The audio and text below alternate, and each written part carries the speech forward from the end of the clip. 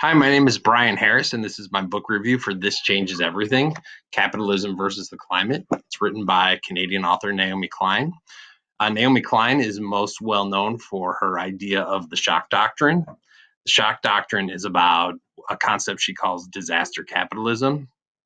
And basically, it's this idea that disasters, whether they be man made or natural disasters, are used to kind of foist these hyper capitalist policies on a population that would otherwise reject them. So things like how Hurricane Katrina resulted in the privatization of schools in New Orleans, how 9/11 resulted in the building of the surveillance state.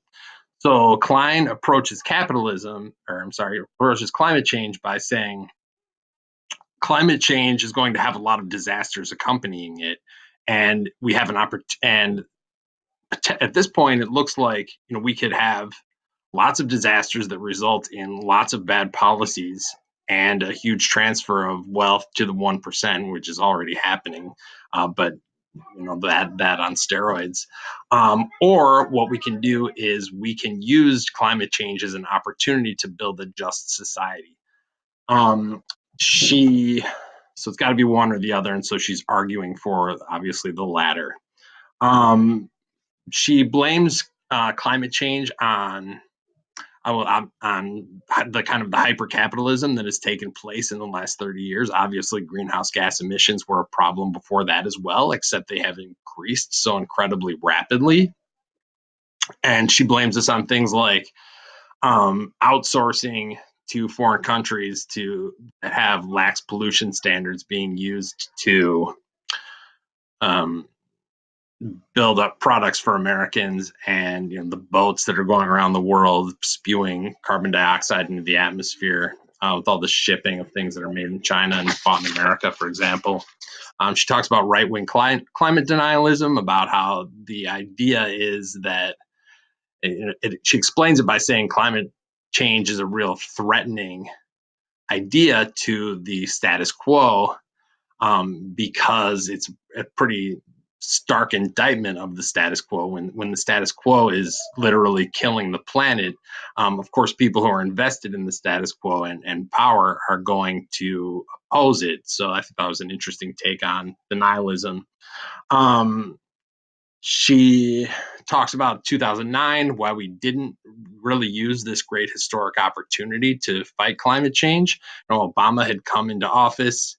We had the technology, we had the political will, but why 2009 efforts to fight climate change failed is because of the idea that we're all kind of wedded to, that telling corporations what to do is wrong. And what we need really is a change in values regarding that.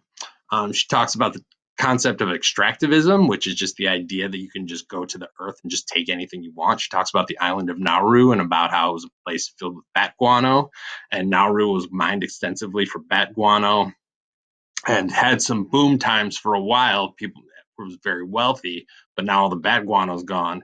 You can't farm anywhere because of all the empty mines, and now the big industry on Nauru is detaining immigrants who tried to move to Australia.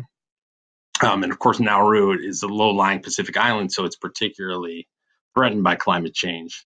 Part two of the book, she talks about things that are not going to save us.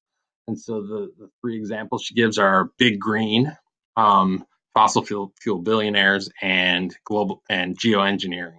So big green, it would be like the Nature Conservancy, which itself drills for oil, and the Environmental Defense Fund, which is really in the pocket of polluters and takes the idea that we don't need to change things. We just need to nudge these corporations in the correct direction.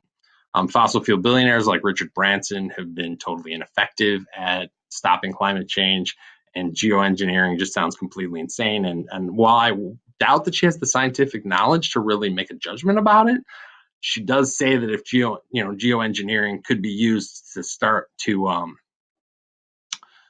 save one part of the world from the impact of climate change with consequences in another part of the world, then it's pretty obvious that the wealthier countries would be the beneficiaries of that, while the poorer countries are the would be the victims of it, of course. And then she kind of says, if we're going to take these urgent measures, at the last minute, wouldn't it be a better idea to just not put greenhouse gases into the atmosphere? Shouldn't we just try try to change things now instead of wait till the last minute? She then talks about things that people are doing now. She has this idea of blockadia, which is kind of an imaginary geography of places where people, kind of like the Dakota Access Pipeline protesters at Standing Rock, is some protesters in Greece. And so she talks about things that people are doing to fight fossil fuel corporations. She talks about how indigenous treaties with indigenous people have never really been enforced.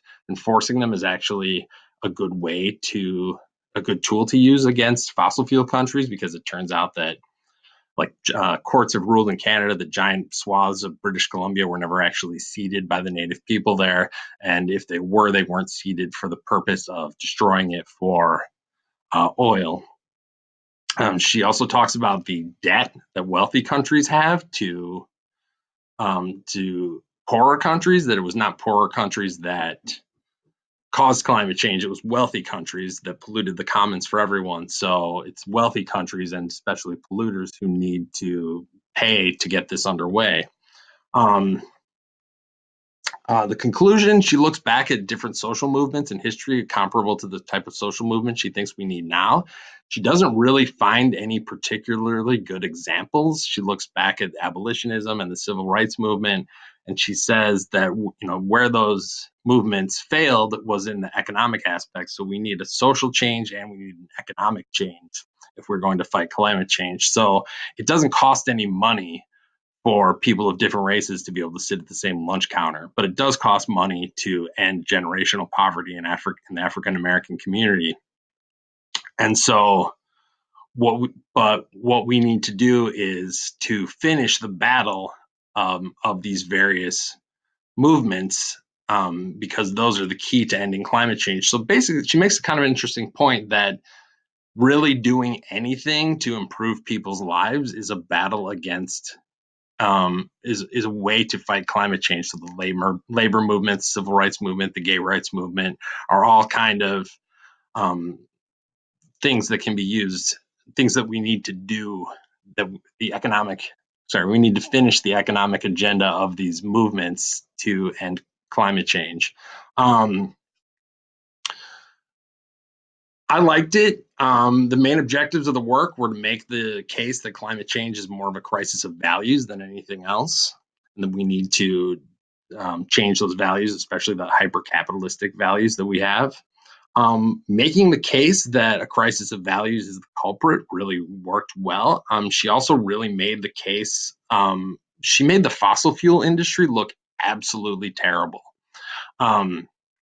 That was extremely effective. I was looking forward to something that would give me a little bit more hope in the book. She does talk a lot about various movements that are going on that are people standing up to climate change, but I didn't really see much of a vision of what the world would look like when we actually do defeat climate change. The major themes of this book were the root cause of climate change, magical thinking, and mobilizing locally to fix climate change. The intended audience was people who care about climate change and don't like capitalism very much.